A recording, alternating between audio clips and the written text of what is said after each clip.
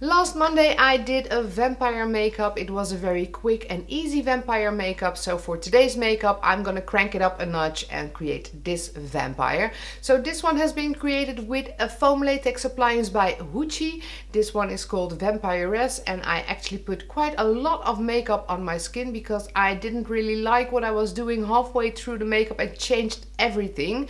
So if you want to know what happened, please keep watching because I will show you step by step in the coming video.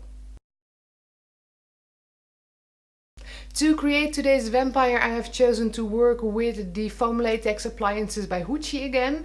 There are actually 3 foam latex prosthetics which make a vampire. There is a lost boy prosthetic, there is a vampire prosthetic, and there is a vampiress. And the last one I have chosen for today's makeup. So this is the foam latex prosthetic, and I'm going to glue it on my skin using some Prosade. So I will start with a bit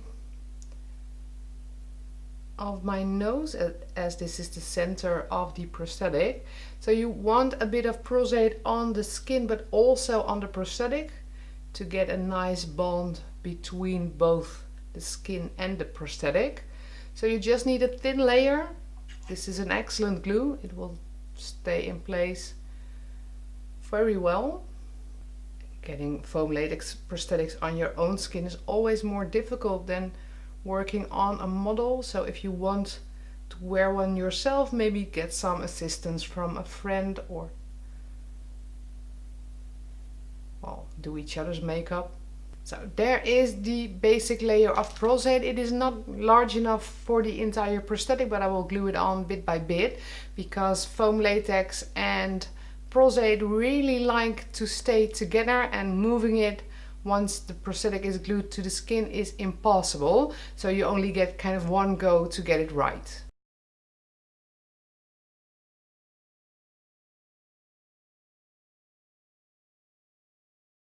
So now I'm first gonna finish off the top part of this prosthetic.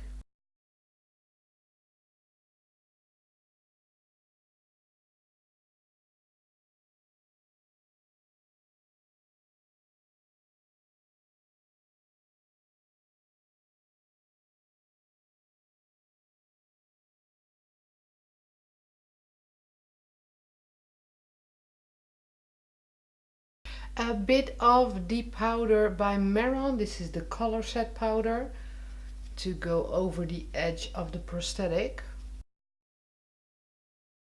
For the coloring I'm going to use this compact wheel by Benai. This is the old character wheel, and there is a very light skin tone in there that would be perfect for my vampire.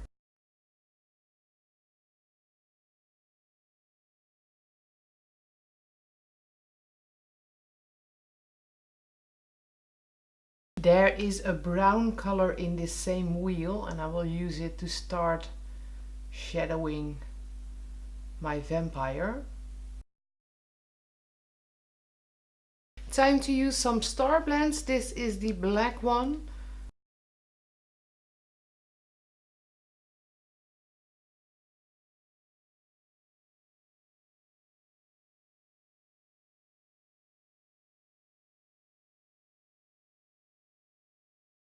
I quickly powdered my entire face to fixate my makeup because, to be honest, this is not really going in the direction I had planned, and that is why I'm changing it. I am not supposed to do what I'm gonna do next, but well, I'm gonna do it anyway, because when a makeup fails, or you have the feeling a makeup fails, there are 2 things you can do. You can either take it all off and try again next time, or you can sit down, take your time and save the makeup, and that is what I'm going to do today. So I fixated all the grease paint on my skin with loads of powder, and I'm going to splatter on new makeup now. It will be Pro Air Hybrid colors and a few of the colors by Encore in the alcohol activated makeup palette. I know I am not supposed to put alcohol activated makeup over grease paints, but I do not want to take this makeup off. I have a vision for this one and I think it could be very cool, but the wheel I have chosen for it just wasn't the right one. So here is my splatter brush, and I'm gonna splatter on loads of color until I have what I want.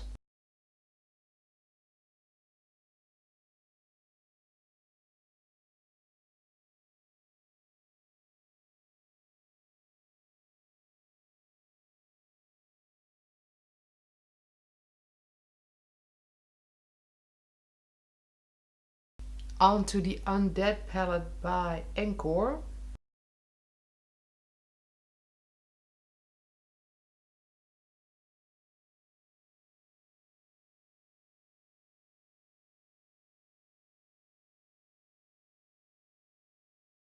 So usually I put the wig on at the end of the makeup once it's all done.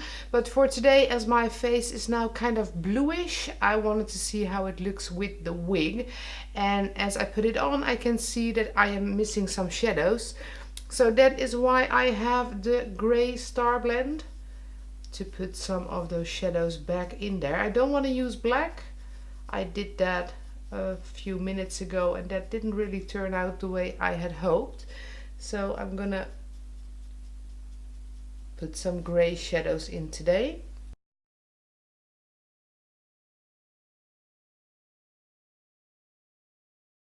As I still don't really see how to finish this makeup, I'm gonna put in my contact lenses. I have the Mini Sclera Volturi Vampire contact lenses. It are of course the lenses inspired by the movies Twilight, and I think they will be perfect for my vampire today. Yes, now I am starting to look like a vampire. So let me quickly get my waterline black. And finally a very nice and bright red lipstick I have in the Night palette by Meron. And a bit of blood around my mouth, of course. This is the Drying Blood by Vermilion Effects.